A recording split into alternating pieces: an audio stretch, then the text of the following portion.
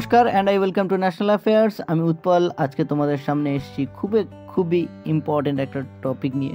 তবে টপিকটাতে যাওয়ার আগে জিজ্ঞেস করব তোমাদের কাছে একটা কোশ্চেনটা হলো, হু রোট 4 স্টার অফ ডেস্টিনি?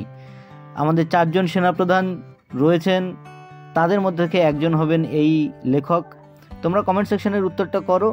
এর উত্তরটা যা সঠিক হবে তাকে দিয়ে আমি একটা হার্ট রিঅ্যাক্ট, এবং আমি চেষ্টা করব এর উত্তরটা ভিডিওর শেষে দিয়ে দেওয়ার। তো আজকে যে আমাদের টপিক, আচ্ছা টপিকটাতে যাওয়ার আগে তোমাদেরকে আমি একটা জিনিস দেখিয়ে নিই। এ হচ্ছে আমাদের ভারতবর্ষ থেকে এবার আমি জুম ইন করব মুম্বাইয়ের দিকে জুম ইন করলাম। তোমরা এখানে একটা যে ব্ল্যাক লাইন দেখতে পাচ্ছ সমুদ্রের মাঝখান দিয়ে, এটাকে বলা হয় Mumbai trans harbour link. Let me সে ইট again, Mumbai trans harbour link. এটা নবী মুম্বাই থেকে মুম্বাইকে কানেক্ট করছে, দেখতেই পাচ্ছ তোমরা। এই যে নবী মুম্বাই থেকে মুম্বাইতে কানেক্ট করলো, এবং উপরে যে একটা এটা আছে আগে ওটা দিয়ে কিন্তু পাস করা হতো। নাও রিসেন্টলি পিএম মোদি উদ্বোধন করলেন ভারতের সবথেকে লম্বা সমুদ্রের ব্রিজ, সেটার নাম হলো অটল সেতু অথবা MTHL অর মানে মুম্বাই ট্রান্স হারবার লিঙ্ক। আমি তোমাদেরকে আগে যেমনটা বললাম, এই ব্রিজ নবী মুম্বাইকে মুম্বাইয়ের সঙ্গে সংযোগ করবে, যার ফলে 2 ঘন্টার দূরত্বকে মাত্র 20 মিনিটেই কিন্তু কমপ্লিট করা সম্ভব হবে। এটি প্রায় 21.8 কিলোমিটার লম্বা হবে এবং এটি 6 লেন বিশিষ্ট কিন্তু ব্রিজ। এটি তৈরি করতে প্রায় 18,000 কোটি টাকার কাছাকাছি লেগেছে, যার বেশিরভাগ অংশই কিন্তু জাপানের দেওয়া সফট লোন।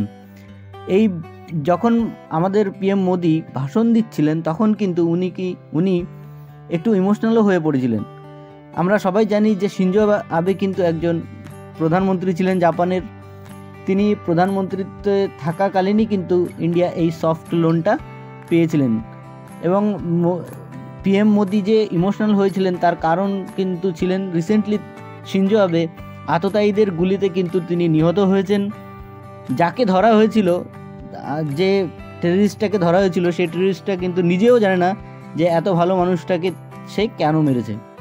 তো এই ছিল আমাদের আজকের টপিক। এবার আমি চলে আসবো আমাদের কোশ্চেনটা ছিল, হু রোট 4 স্টার অফ ডেস্টিনি? এখানে সঠিক উত্তর হচ্ছে MM নরওয়ানে, মানে মনোজ মুকুন্দ নরওয়ানে। আমরা সবাই জানি ইনি ভারতের প্রাক্তন সেনাপ্রধান। তো বিপিন রাওয়াত আমরা জানি যে ভারতবর্ষের প্রথম CDS। দলবীর সিং সুহাগ ইনিও কিন্তু ভারতবর্ষের প্রাক্তন সেনাপ্রধান ছিলেন, এবং মনোজ পান্ডে রিসেন্ট যিনি ভারতের আর্মি চিফ তিনি হলেন মনোজ পান্ডে। তো এই ছিল আজকে আমাদের টপিক।